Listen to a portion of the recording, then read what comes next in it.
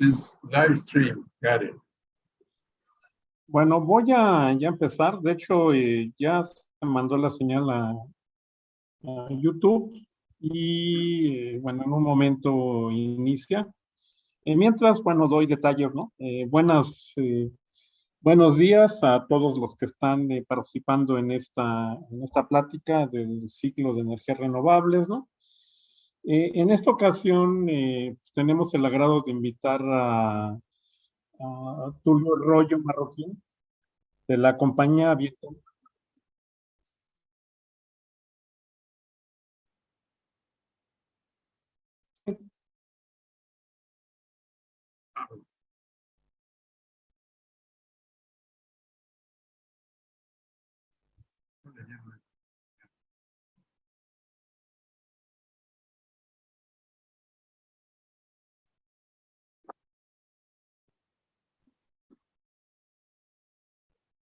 Bueno, a ver, bueno, voy a comenzar. Voy a dar primero pues, el título de la plática, y ya lo habíamos visto, es 14 puntos centrales de resumen para la reforma eléctrica, utilísima lectura para seguir el debate en el Congreso. Y quien es el ponente es Tulio Arroyo Marroquín, de la compañía Vientomex. Y digamos algo acerca de Tulio. Él es ingeniero y físico por la UNAM, con un posgrado en matemáticas por el Instituto Curán de Nueva York. Actualmente es consultor y ejecutivo de proyectos en materia energética para la industria hotelera de Quintana Roo.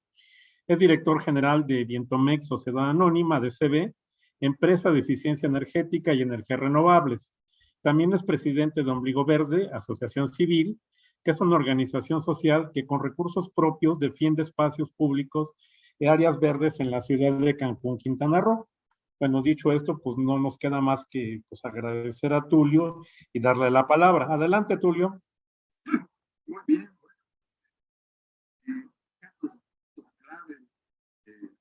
Para entender la reforma eléctrica, que ya el debate además ya se hizo, como se ha dicho, pues, no, como ya se sabe, no fue aprobada. Sin embargo, muchos de sus objetivos, pues sí fueron cumplidos de otra manera. Entonces, para esta reforma en materia energética hubo una enorme cantidad de mesas de debates, de discusiones en el Congreso, de manera que era difícil seguirlos en el tiempo y con paciencia estudiar algunas de las deliberaciones, opiniones, algunas muy valiosas, otras muy sesgadas, pero una enorme abundancia, y en los medios no se diga. Entonces, al final de esto, hice este pequeño resumen y encontré 14 puntos que eran clave para poder entender, porque es en el interés de nuestra comunidad, en general, la comunidad a que le interesa la ciencia, entender los alcances y las limitaciones de lo logrado con con la propuesta de reforma constitucional en materia de energía eléctrica. Ahora, entonces entramos en materia. Debemos tener claro que es una reforma. Voy a seguir los puntos que están esbozados en el resumen, en realidad, los 14, ¿verdad? De manera libre, ¿no? Fue iniciativa del presidente la reforma que está vigente hasta ahora, es la de 2003, que fue iniciativa del presidente Enrique Peña Nieto y aprobado por la Cámara y el Senado en octubre de ese año de 2003. Y se realizó con fuertes presiones que incluyeron pues sobornos documentados a legisladores y a partidos, algunos muy cuantiosos, incluidas varias gubernaturas, por ejemplo. Entonces, pero se echaron a andar 21 leyes secundarias y 24 reglamentos generados por dicha reforma constitucional. Entonces, se dividió la CFE en 6 empresas y cada una operaba al margen de las otras, en aras de una supuesta competitividad y modernidad. El efecto, el propósito era achicar a la empresa, de manera que ya operara a baja capacidad y en el correr de algunos pocos años tendría la mayoría de la energía sería suministrada por entes privados y ya no por la Comisión Federal de Electricidad. Se estimaba que rápidamente iba a tener un 20% de su generación. Entonces, ¿cómo era? Por debilitamiento, por contratos con empresas privadas. Durante las últimas décadas fueron designados como directores generales de ambas empresas, pues directores a modo, que estaban realmente a favor de la privatización de los organismos que ellos dirigían. Entonces se trataba de quitarles a lo más rápido posible y dentro de toda una trama, en el marco de todas esas leyes secundarias y reglamentos, la rectoría a la CFE en materia eléctrica. Entonces, el tamaño de la connivencia gubernamental puede medirse por el hecho de que muchos funcionarios, como Georgina Casi, del mismo expresidente Felipe Calderón, pasaron a trabajar en una empresa privada que era Iberdrola. Sin embargo, se les vino un problema, que fueron las elecciones de 2018. Y ahí ya todo cambió inesperadamente. Y fue, pues,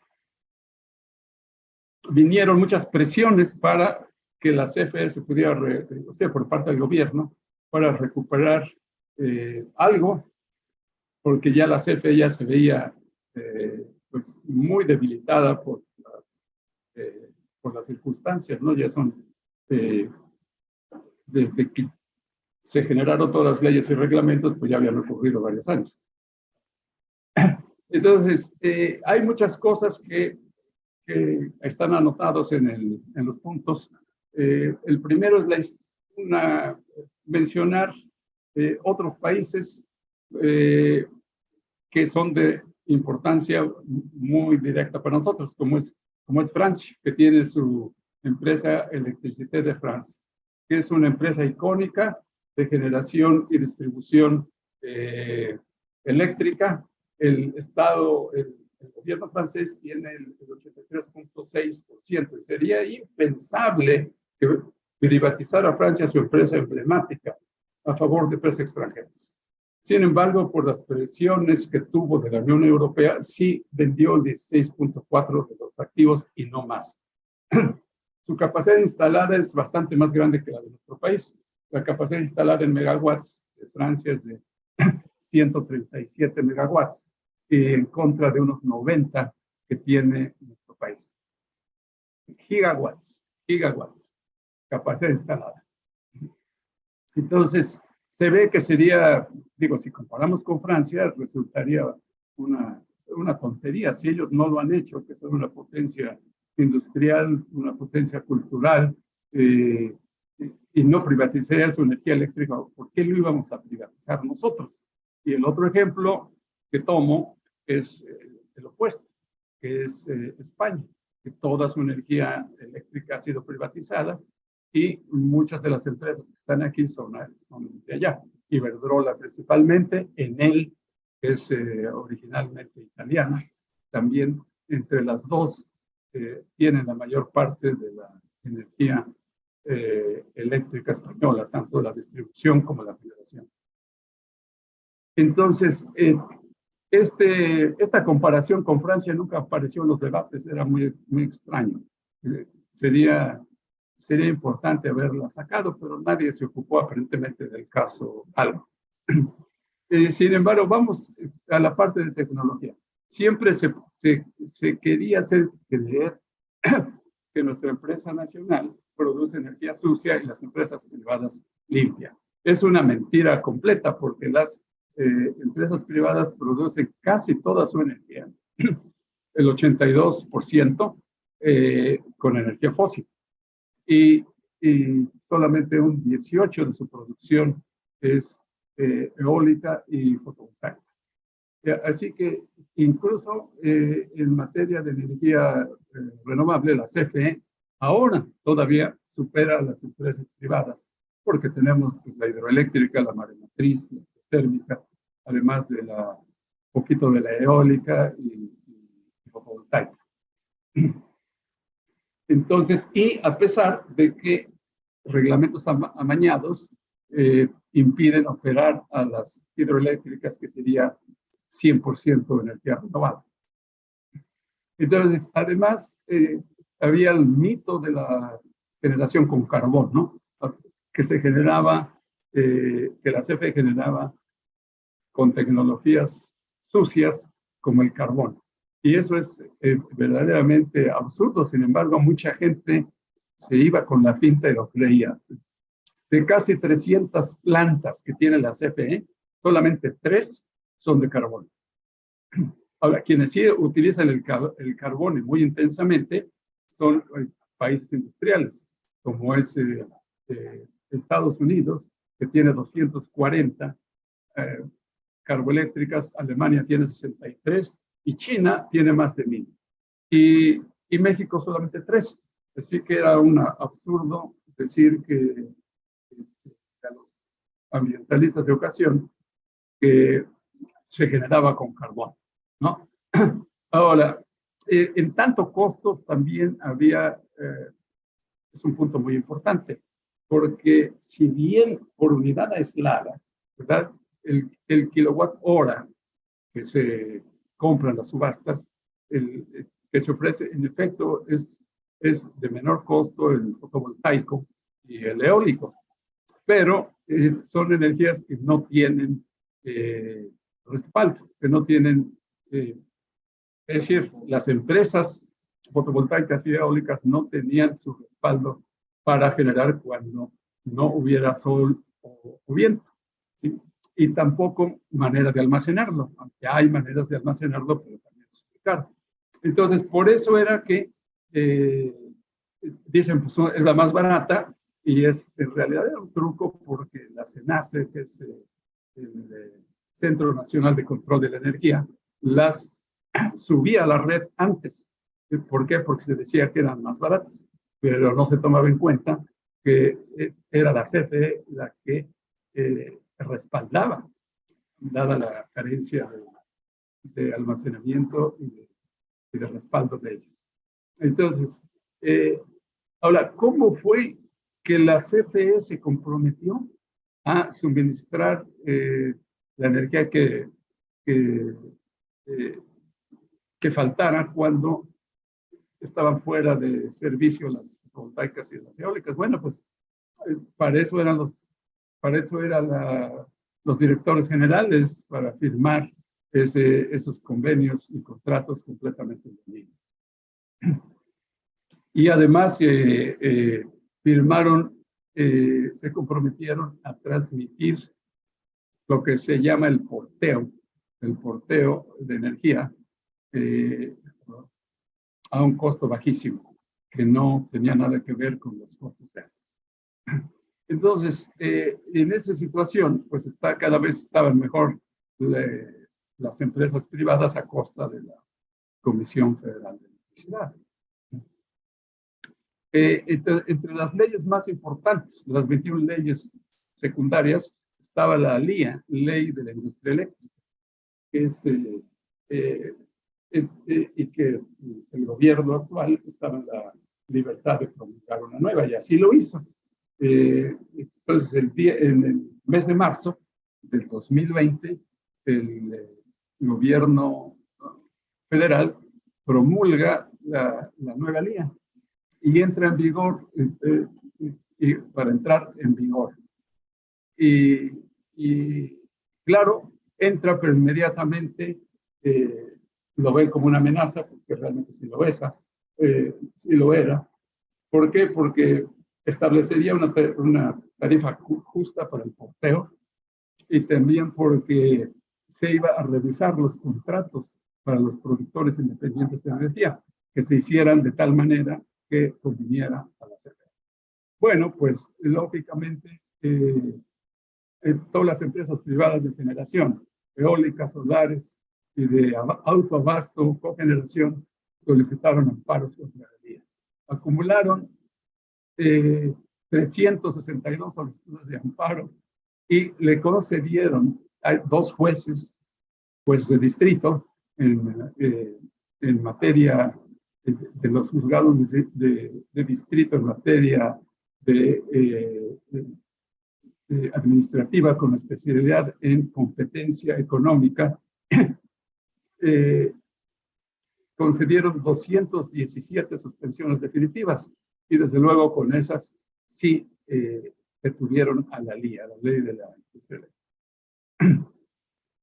Al mismo tiempo hubo 3 controversias constitucionales por parte de la COFESE, Comisión Federal de Competencia Económica, que son otro más de los organismos que están listos para servir a las empresas privadas de donde salieron en realidad sus funcionarios. Así que, y otras 2, el gobierno de Colima y los senadores de oposición, bien metieron controversia constitucional. Entonces se veía muy asiago el asunto y por eso es que vino el intento de hacer la reforma constitucional. Si hubiera aparecido la ley si hubiera sido fácil por la ley de la industria eléctrica, que pues ya en retrospectiva no era tan grave, que para ellos, por lo que vamos a decir a continuación, al final, entonces pues no hubiera necesidad de la reforma. Pero, en fin, con esas suspensiones, cuando hay amparos en un juzgado del distrito, entran los recursos para buscar que no se cumpla el amparo. Y así, el segundo tribunal colegiado va a un tribunal de alzada, que es un tribunal colegiado en ese caso, anuló varios de las suspensiones definitivas. Dijo, no tiene fundamento esto porque, y de hecho, uno no puede, es muy fácil saber por qué, porque el artículo 27 da rectoría en materia de energía al Estado y no le puedes tú impedir muchas de las cosas que el Estado hace y contra las cuales se amparaban algunas de las empresas. Entonces les echaron abajo una buena cantidad y ya pues ya se vio que sí era factible el combate contra el destino ya anunciado de la práctica disminución, sino que eliminación de la Comisión Federal de Electricidad. Entonces, este organismo COFESE, pues, y el gobierno de Colima y los senadores también fueron derrotados en la Suprema Corte de Justicia con sus controversias constitucionales. Las declararon sin valor. Sin embargo, había todavía muchos amparos pendientes, porque algunos sí los anularon sus suspensiones definitivas y otros no. Así que en ese escenario fue cuando empieza los debates y todas las discusiones en el Congreso. Ahora, amerita en materia de energía ver algunas cuestiones como cómo fue que detuvieron las energías hidroeléctricas, porque uno piensa, bueno, la energía hidroeléctrica, las plantas hidroeléctricas producen energía eléctrica que es prácticamente 100% renovable, porque pues es de los ríos y las presas y la planta está ahí, algunas son viejísimas ya. Y nadie hablaba de las hidroeléctricas, salvo CFE, digamos, pero fue un esfuerzo especial para anularlas. Entonces, y de eso se encargó la CENACE, el Centro Nacional del Control de Energía, como poniendo la lista. La CENACE es la que dice, esta entra primero, esta después, entra primero. Todas las hidroeléctricas entraban después de las plantas generadoras de combustible fósil de las empresas privadas. Así que eso era otra cuestión muy negativa para la CFE y por parte de contratos que fueron firmados de una forma muy abusiva por los anteriores directores generales. Cabe destacar que el director general, Manuel Bartlett, él bien entendía perfectamente toda la problemática de la vieja CFE y de la nueva CFE, y realmente fue un acierto por parte del presidente designarlo como el director general de la Comisión Federal de Electricidad. Realmente la influencia de él fue fundamental en el éxito que se ha tenido. Ahora, a pesar de que nos haya pasado con la reforma constitucional, sí, al final de cuentas, la ley de la industria eléctrica, como ya se sabe, sí pasó. Quiere decir, sí pasó constitucionalmente. Quiere decir que todos los esfuerzos por declararla anticonstitucional fallaron. Y con eso se salva muchas de los propósitos de la reforma constitucional. ¿Sí? En fin, vamos a también otra cuestión del precio de la energía eléctrica.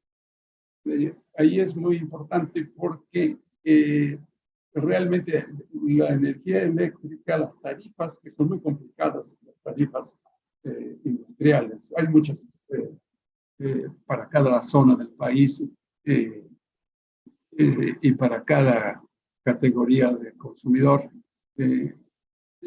Es una alta gama de tarifas.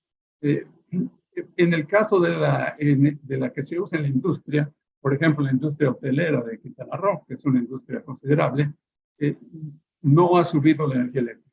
¿Qué quiere decir que no haya subido? Quiere decir que se mantiene por debajo de la inflación. Porque si se mantuviera por debajo de la inflación, ya bajó, ¿no?, la energía eléctrica. Entonces, en este caso, se cumplió que no ha subido el precio de la energía eléctrica del 2018. Contrario a lo que ocurrió en el 2013, justo después de la reforma institucional de energía del expresidente Peña Nieto, subió un 35% la energía industrial. La otra cuestión es que México no tendrá dificultad alguna en producir con energía con energía renovable el porcentaje al que se comprometió México, órganos internacionales. Es general 35% de la energía eléctrica con energías limpias para el año 2024. De hecho, ya está cerca de ello, porque geotermia, maremotriz, eólica y fotovoltaica, y dejando que las hidroeléctricas operen a su capacidad. Y además, aquí en este asunto de las energías limpias, admiten a la energía nuclear, que en realidad pues no es muy limpia, es limpia en el sentido que no se genera dióxido de carbono, pero se genera una enorme cantidad de residuos y sobre todo peligro. Sí, ahora si los generadores nucleares fueran de torio, sería otra historia, pero los generadores de uranio ya sabemos que no es así. esperamos que los proponentes de la energía limpia, entendida esta por nuclear, pues aborden la generación con torio, como ya lo está haciendo China, por ejemplo. Sí, ahí es una cosa muy, muy importante y varias observaciones pueden hacerse, pero pues, si hay alguna pregunta, la dejamos para eso. Entonces, ¿cómo quedaría la generación después de la reforma constitucional? Pues realmente quedaría de una forma muy favorable, porque el 46% estarían generando los entes privados, la industria privada, y el 54% restante la CFE. Entonces, cuando uno hace la cuenta de qué quiere decir el 46%, pues resulta que es una capacidad, el 46% de la capacidad de México supera toda la República Argentina. Entonces, para los privados, pues debe estar dando saltos de gusto porque les iban a dejar sin ningún problema todo el 46% de México, que es realmente una cantidad muy, muy considerable. Y ahora, dado que no pasó la reforma, pues no creo que la CFE quiera dejarles tanto en el futuro. Porque, pues, de todas maneras, las reformas se aplazan y no lo que ya no se vaya a hacer. Entonces, esto recuerda lo que dijo Adolfo López Mateos al devolver la energía a la nación. Que algunos mexicanos identificados con las peores causas del país intentarían por medios sutiles. Yo digo, los medios sutiles resultaron las energías renovables. Entregar de nuevo el petróleo y nuestros recursos a los inversionistas extranjeros. Así es pues son los puntos que se destacaron. Hay varios otros y me gustaría si hay espacio para preguntas o comentarios, pues, estaríamos abiertos.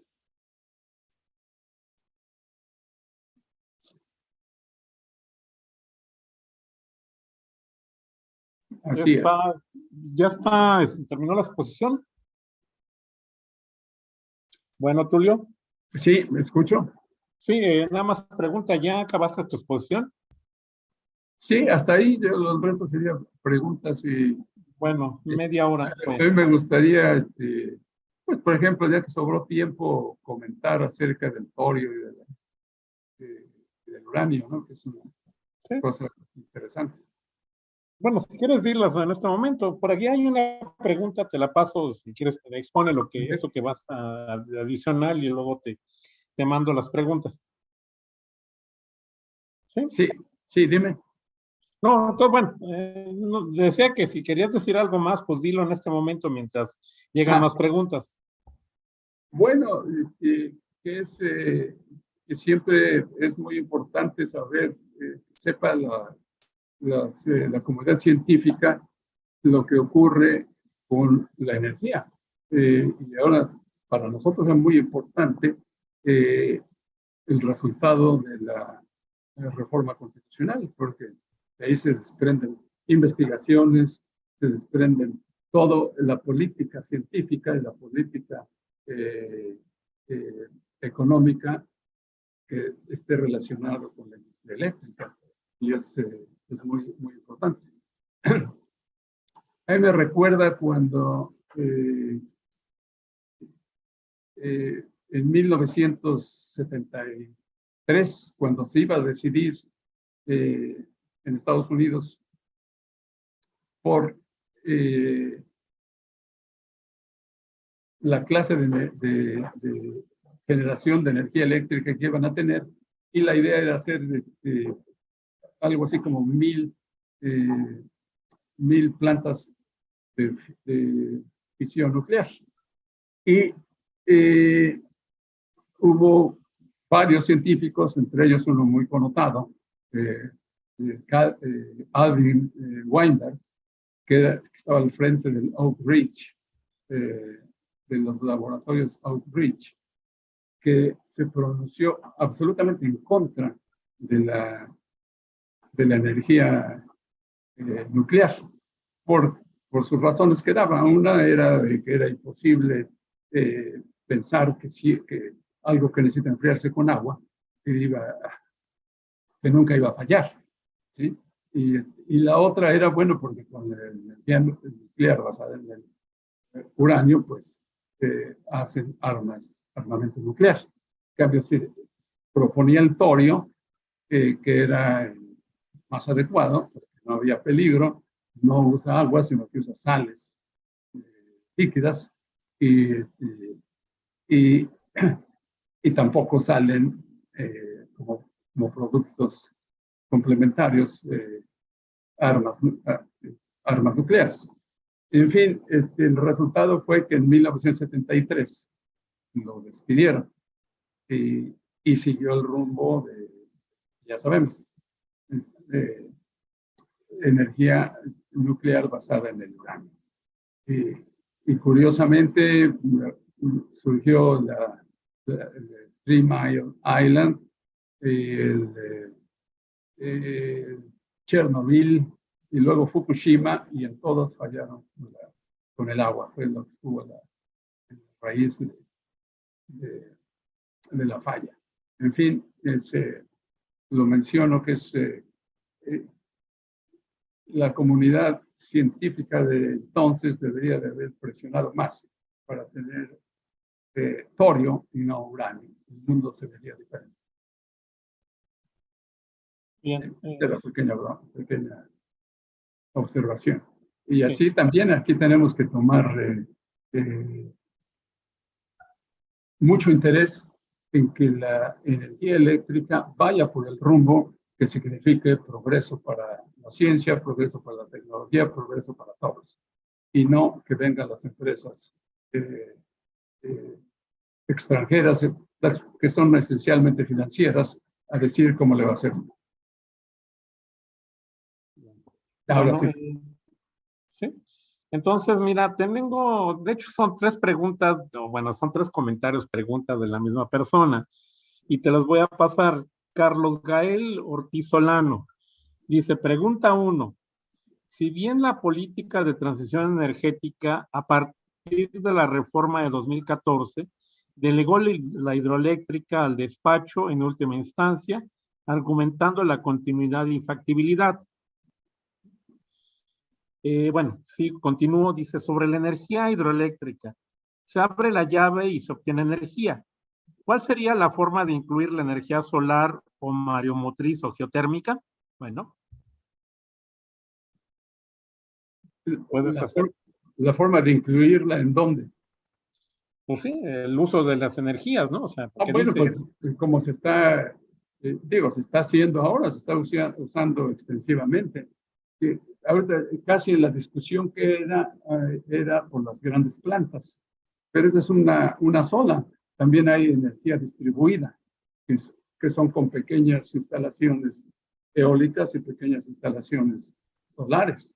Eso no estaba así explícitamente mencionado, pero es una manera de que se utilice. Y luego tampoco, también no es cosa de las empresas privadas. De hecho, la Comisión Federal de Electricidad está construyendo ahora en Sonora la planta fotovoltaica más grande de América Latina.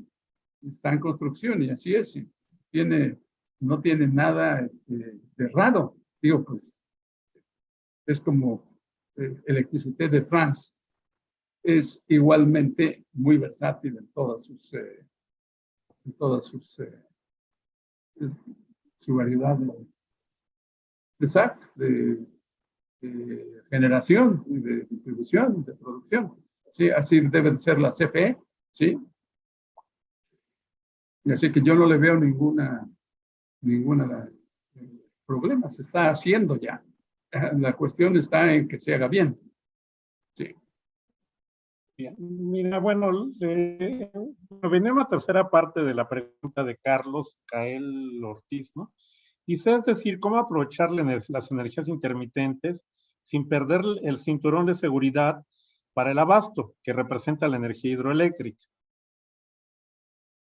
Bueno, ahí ya hay las tecnologías, hay una enorme cantidad de tecnologías de almacenamiento que van desde celdas, hay los supercapacitores y demás. Ya lo están usando en el estado de California, en Estados Unidos. Hay un buen uso del almacenamiento. Y eso ya acaba con el problema de la intermitencia. Claro que ahí ya si se lo añade al costo del kilowatt hora, pues ya va a salir más caro porque ya se van a encargar las plantas de almacenar o bien de ponerle su respaldo. Ahí también hay plantas solares que utilizan concentradores de sol y hacen hervir, bueno, almacenan en sales el calor y en la noche lo sueltan y entonces son plantas que suministran las 24 horas del día. No han tenido mucho éxito por los costos. Es un costo, utilizan muchas cosas mecánicas que es para orientar los dispositivos captadores y ya no pueden competir con los bajísimos costos de las fotovoltaicas aunados al almacenamiento. Sí, entonces, se van generando continuamente maneras de almacenar, de aprovecharlas. Así que esa es la respuesta que yo le daría a Carlos. Bueno, mira, hay una pregunta más, bueno, hay otra de Carlos, pero se intercaló otra, Gregorio Ruiz. De hecho, son dos. La primera es, ¿qué porcentaje de la energía es producida por las termoeléctricas que usan carbón? Perdón, ¿qué porcentaje de la energía por las termoeléctricas usan carbón? No llega al 1%. Puede llegar hasta 2,5% en México. 3 quizás sería, porque aunque son 3 plantas, hay una que está ya desde hace tiempo descompuesta y no hay mucha voluntad de componerla por todo ese propósito de disminuir la generación con carbón. Así lo han hecho en Estados Unidos, también disminuyen las plantas carboeléctricas, en Alemania todavía más, ¿sí? Y la idea de México también es, aunque México, como he dicho, tiene muy pocas. Tenemos 3, no son nada, al lado de las 240 que tiene Estados Unidos, 46, como dije, de Alemania, y pues como 1,500 que tiene China, ¿no? Entonces, sin embargo, tenían mucha propaganda contraria y hay mucha gente que piensa que México produce con combustóleo y con carbón. ¿Sí? Incluso el combustóleo, pues las pocas que producen con combustóleo se están transformando a plantas de gas natural. El gas natural es combustible fósil y es el que contamina menos, mucho menos que el carbón. Entonces, hay en todo el mundo hay esa transformación. Pero de todas maneras es combustible fósil, el gas natural. Y también hay que añadir otra cosa. El combustible ahora se ha vuelto para México un producto muy codiciado de exportación. ¿Por qué? Porque el combustible lo utilizan en Estados Unidos para fabricar diésel. Entonces, todo el combustible que produce México como producto alternativo de la refinación se vende, se exporta a Estados Unidos. Así que lo que se quema es muy poco. Así es. Bien. Bueno, ¿sí? Había una segunda pregunta. ¿Cuál es el porcentaje de energía mareomotriz en México? Es muy pequeño. Sí, no creo que llegue al medio, al cuarto, a 0.25%, porque solamente hay cerca de Mexicali, la planta, la única planta mareomotriz mexicana está allí. ¿Sí? No así las geotérmicas, que sí hay varias, y sí hacen alguna, y sí inciden en algo más del 1%. Bien. Bueno, Pero, regreso otra vez a Carlos Gael Ortiz Solano, que hace una segunda pregunta. Dice, actualmente la LIE establece cuáles son las energías limpias. Entre ellas se incluyen el hidrógeno, la nuclear y la cogeneración eficiente. ¿Qué tanto peso se tiene en la CFE, los requerimientos de Pemex para vender su combustible? ¿qué tiene? ¿Qué? Perdón, no escuché. Sí, o sea, bueno, dice, ¿qué tanto peso se tiene en CFE los requerimientos de Pemex para vender su combustible? ¿Qué tanto? O bueno, si la persona que escribió podría poner un poco más clara la pregunta. Sí, sería bueno.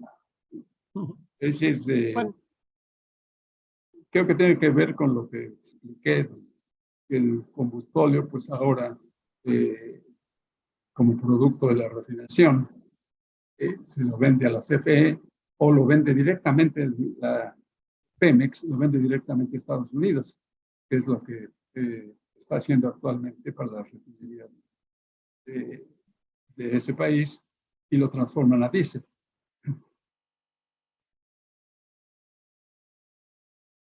bueno. Bueno, mientras nos dice algo, de hecho hay otra pregunta después, pero Gregorio Ruiz pregunta 3. A principios de 2019, la cuota considerada como de consumo disminuyó, o sea que hubo un aumento, un aumento disfrazado de la electricidad. Un aumento. Disfrazado de la electricidad, que igual ahí no entiendo muy bien. Leo otra vez. A principios de 2019, la cuota considerada como de consumo disminuyó, o sea que hubo un aumento disfrazado de la electricidad. No, en realidad no hubo ningún aumento. Yo quiero decir aumento tarifario, aumento en el precio, en el costo, no lo hubo. Quizá para algunas tarifas especiales como la doméstica de alto consumo, esa creo que sí aumentó. También, como he dicho, la industrial, sobre todo la energía, no aumentó por arriba de la inflación. Quiere decir esto que se mantuvo constante en el precio. Ni bajó ni subió, sino que está por debajo, pues quiere decir que sigue así.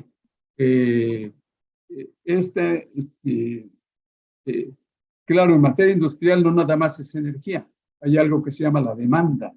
Y de hecho una factura industrial se compone de energía más demanda. La demanda integra probablemente un poco más del 25% típicamente de una factura, por ejemplo, en un hotel. Y la demanda quiere decir lo que tú le exiges a la CFE que te suministre en potencia, ¿verdad? Potencia es lo que hace lo que llaman la demanda. La energía es potencia por tiempo, ¿verdad? La potencia es la derivada de la energía respecto al tiempo, digamos, ¿no? Entonces, el concepto de energía se factura en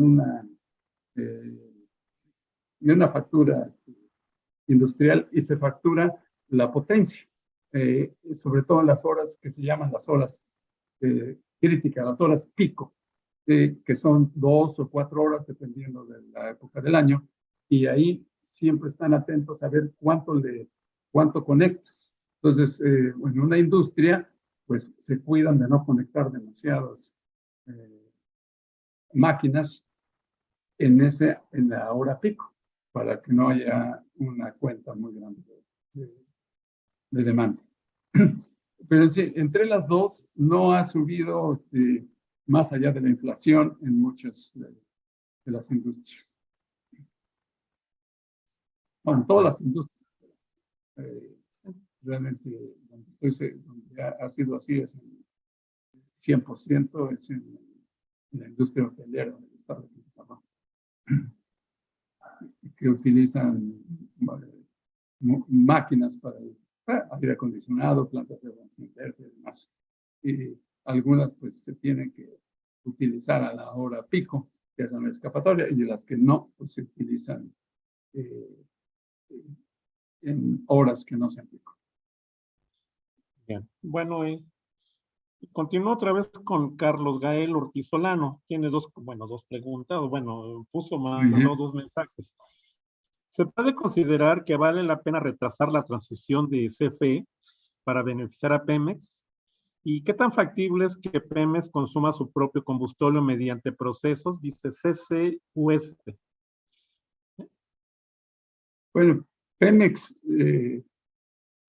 sus plantas seguramente pueden consumir combustible, pero como he dicho, cada vez está más restringido como combustible y como se está usando más, como está utilizando más, es como insumo para producir diésel, para producir otro combustible fósil, que es el diésel. El combustóleo, desde luego, se puede quemar y produce más gases de invernadero, un poco más, bueno, sí, quizá considerablemente más que el gas natural. Sí. Por eso es que se considera un progreso cambiar a gas natural y no consumir otro combustible fósil como es el diésel o el combustible. ¿Sí? Y de hecho, hay empresas, por ejemplo, Iberdrola, todo lo que produce en México de energía es con gas natural. Iberdrola no tiene nada de fotovoltaico o eólico. Son otras empresas españolas que lo tienen. Pero Iberdrola es especialista en producir ciclo combinado, sí, que es cogeneración a partir del gas natural. Bien. Bueno, de otra vez con Carlos Gael Ortiz, y seguramente respecto a algo que había preguntado antes. Me refería al peso que le da la CFE al consumo del combustóleo. En cifras, ¿qué porcentaje de combustóleo de Pemex es comprado por la CFE? Pues realmente desconozco cuánto combustóleo produzca Pemex. Eso no lo podría decir, pero creo que consultando en su página se podría ver la producción de combustóleo. Lo que sí me es claro es que es un producto de exportación y que no todo va para la CFE como hay gente que piensa, ¿no? Que la CFE quema mucho combustible. No es cierto. Hay plantas todavía que están en transición, que se van a hacer plantas de gas natural con ciclo combinado, aún queman combustible. Pero eso es muy cambiante. Eso viene también de la intensidad con la cual los medios de comunicación le colgaban cosas a CFE como si fuera una productora de energía sucia, lo cual, como ya expliqué, es falso, porque produce, en todo caso, las empresas privadas son las que más producen con energía fósil, porque el 82% de toda su energía es fósil y solo el 18% es fotovoltaico y eólico, menos porcentaje que el de la CFE. Y, Bueno, entonces continúo. Gonzalo Ángeles Ordóñez dice, con respecto a la reforma constitucional en materia energética del actual gobierno, ¿considera que se fundamentó que se pidiera la absorción de SENACE por CFE y la desaparición total de la CRE? no necesariamente. De hecho, la SENACE antiguamente era parte de la CFE. Ellos decidían a dónde, antiguamente. Después se hicieron esos organismos con base en que iba a ser mejor, porque iban a ser organismos autónomos, pero en realidad no fue cierto. La CRE, la Comisión Reguladora de Energía, no tenía nada de autónomo, estaba completamente a favor de la privatización de CFE. Aquí va una prueba. El país, México, su capacidad de generación medida en gigawatts es de 90 aproximadamente. Bueno, la CRE autorizó 190 gigawatts. La CRE autorizó 150 gigawatts a empresas privadas. ¿Cuándo va México a tener, a tardarse muchos años en que pueda toda su capacidad instalada tener 150 gigawatts? Entonces, todas esas concesiones que dio la CRE, pues son espurias, no, tienen que revisarse. Eso no puede comprometerse a, a concesionar algo que no se necesita, ¿sí? Y la SENACE, pues también depende de quién está al mando.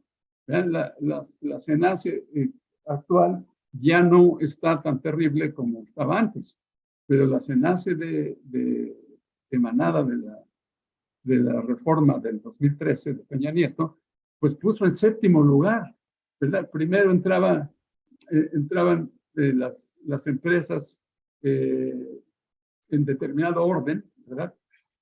Siempre favoreciendo a las empresas privadas, y hasta en séptimo lugar estaban las hidroeléctricas.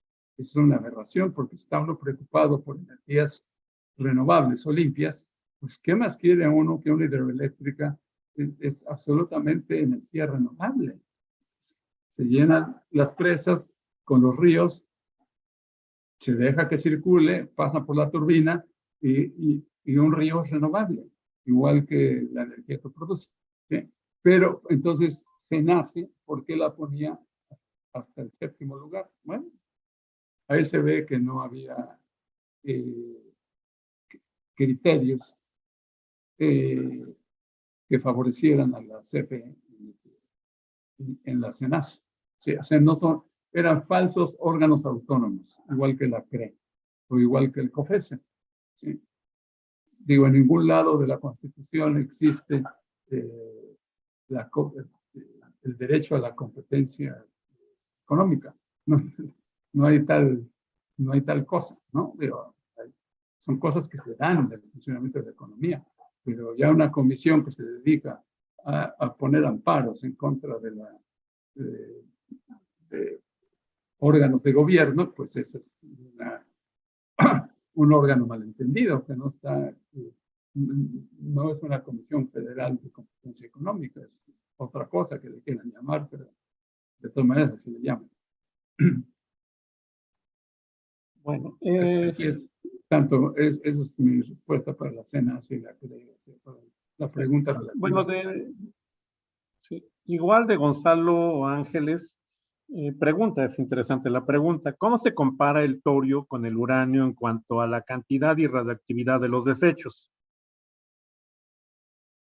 El torio con el uranio, bueno, es muy favorable para el torio, porque el uranio tiene desechos que tardan miles de años en dejar de ser dañinos y por eso los tienen que enterrar y hacer tales cosas. Con el torio, bueno, también tiene desechos, pero tardan menos.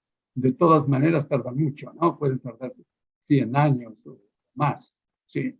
Sin embargo, no tienen la peligrosidad, los desechos del torio que tienen los del uranio, ni la operación de las plantas, como una planta de generadora mediante la fisión nuclear se enfría por agua.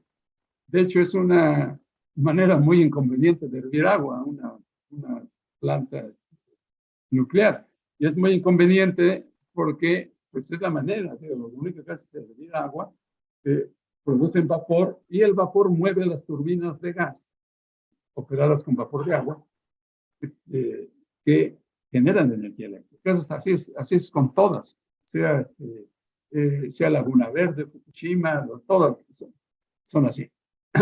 Entonces, hay unos métodos que se suponía que eran infalibles y que siempre va a poderse enfriar con el agua, ¿no? Entonces, vamos a decir, en Fukushima tenían grandes plantas diésel para que no fallara el agua. O sea, si alguna vez llegara a fallar, pues, ¿qué pasaba? Tenían casi ahí una bomba atómica, ¿no? Entonces, pues, no había manera de que el agua fallara y que dejara de enfriarse la planta. Pero vino el tsunami y el tsunami barrió con todas las máquinas diésel y ya no hubo manera de enfriarla y pasó lo que pasó. También en Chernobyl pasó algo semejante. Ahí no exactamente, pues fueron las pruebas que hicieron, se les fueron y el agua ya no fue posible enfriar a la planta y pasó lo que ocurrió. Y la otra en Three Miles Island, que es donde pudo ocurrir una catástrofe en Estados Unidos, hablo de 1979, afortunadamente sí se logró en una falla en el agua, se logró enfriarla. Y no hubo ninguna catástrofe, creo que murieron 3 o 4 operadores y hasta ahí, ¿no? En cambio, Fukushima fue una cosa espantosa, y Chernobyl, pues ya lo sabemos. Entonces, por eso, no nada más son los desechos, sino el peligro que tiene operar una planta nuclear, ¿no? Entonces, sería muy bueno que hubiera mucha investigación en el campo del torio, ¿sí? China está poniendo la muestra porque tiene incluso operando un pequeño reactor de torio. Y eso es una cosa que, pues ahí ya se aproxima más, porque le dicen la energía nuclear es limpia. Bueno, limpia porque no genera dióxido de carbono, pero genera peligro, tremendo peligro, y genera desechos de muy difícil de manejar porque su peligrosidad y por la contaminación que da. Entonces, no veo por qué les dicen energía limpia es bueno, porque ahí son los cabilderos de la energía nuclear, son así.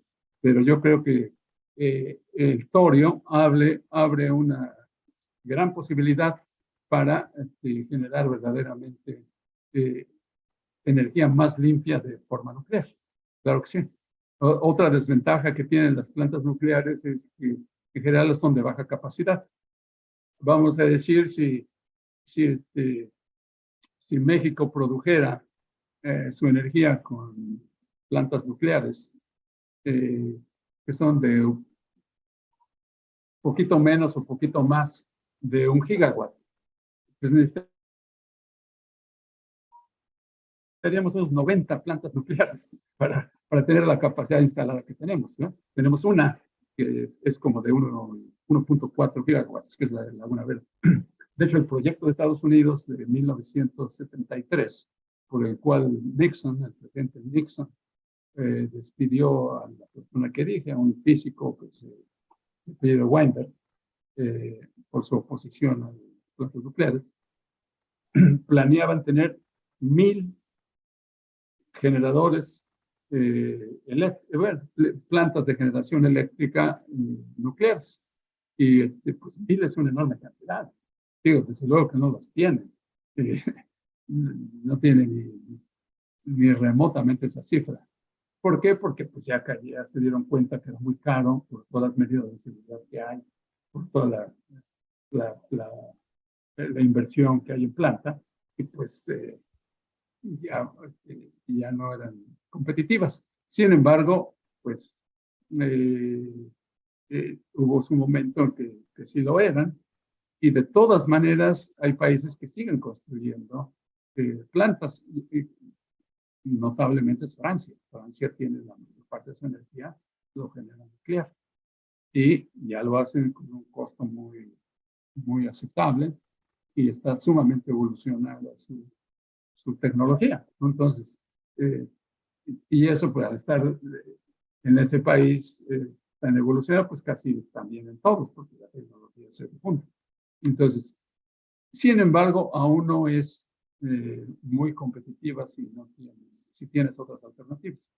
Y esperamos que Torio, en el futuro, no sé qué tan lejano, pero sea el material que se vaya a usar para generar energía eléctrica y calor mediante la fisión del núcleo del torio, y que ya las plantas del uranio pues ya no sean lo que son ahora, ¿no?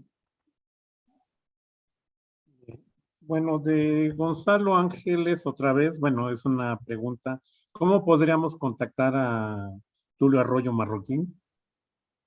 ¿Cómo podemos contactar? Hay una manera muy sencilla, que es si me envían un correo electrónico. Sí.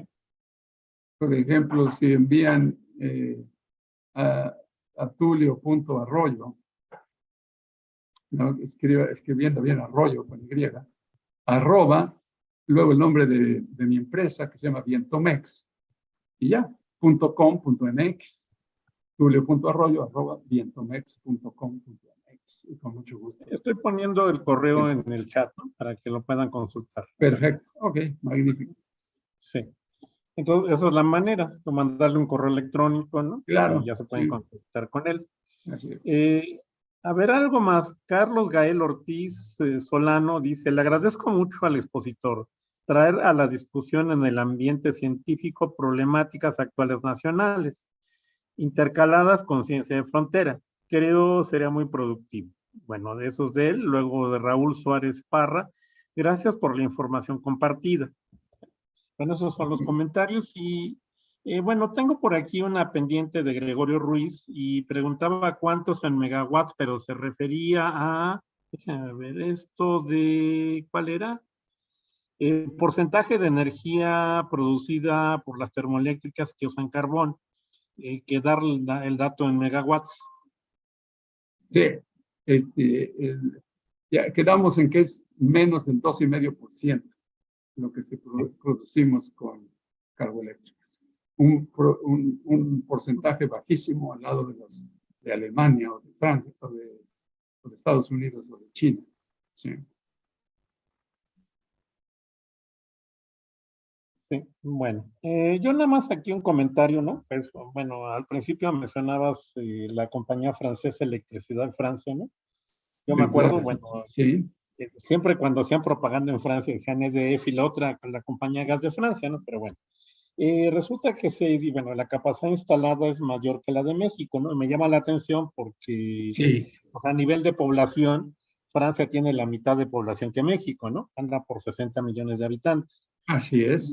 Y otra cosa es que, bueno, Electricidad de Francia, pues la energía eléctrica que se genera en el 80% es de origen nuclear, aunque ahorita ha variado un poco, Así ¿no? es. Han puesto ya, yo eso lo he visto, ¿no? Parques eólicos, sobre todo esos son muy claros, por ejemplo, cuando vas al norte de Francia o cuando vas allá por las zonas de donde está Avignon, ¿no? También ves campos eólicos, ¿no? Y hay por ahí también, sobre todo en el sur, ¿no? ¿Cómo se llama? Granjas estas de, ¿cómo se llama? De producción de celdas solares, ¿no? Así es. Bueno, eso es mi comentario. Así es. Sí, Francia, aunque tiene su población es mucho menor, sí tiene pues no el doble, pero tiene nosotros 90 y ellos 137 gigawatts, porque su industria es mucho mayor que la nuestra. Sí, Francia es el segundo país más de mayor PIB, Producto Interno Bruto, después de Alemania. Sí, Francia es una potencia industrial tremenda, ¿no? Entonces, sí, en efecto, tiene pues un buen porcentaje más, un 60% más de capacidad eléctrica instalada que nosotros. Tenemos el doble de población. Bueno, pues ya no tengo más preguntas. Bueno, solo lo que nos resta es agradecer, por un lado, al ponente por la plática, ¿no? Que fue finalmente más de 1 hora, y agradecer a todos los asistentes, ¿no? Y bueno, creo que esta es la última plática de este semestre, ¿no? Bueno, sobre energías renovables, ¿no? Y bueno, ya les mandaremos aviso cuando haya nuevos eventos, que lo estamos organizando todavía en línea, ¿no? Así seguirá algún tiempo. Y en algún momento también pensaremos ya en organizar otra vez un evento de coloquio de energía, ¿no? Que normalmente los organizamos en Chiapas, ya les avisaremos. Bueno, muchas gracias a todos y hasta luego. Hasta luego. Felicidades.